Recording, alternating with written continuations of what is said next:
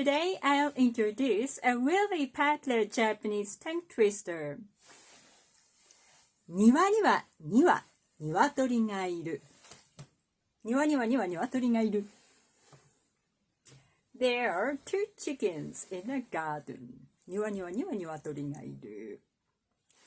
庭 means a garden. 庭 means two. Wa is a counter for birds. So we can say 庭の鶏 chickens in a garden. 庭の鶏 two chickens.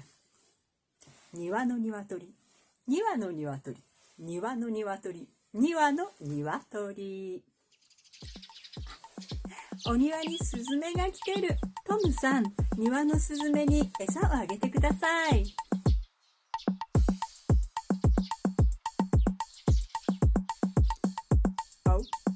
Only two?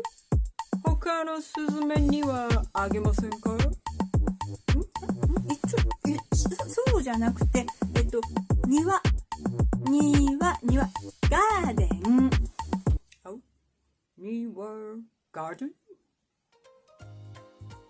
Don't worry about it too much. This is just an example of the Japanese fish accent. Good luck with your studies.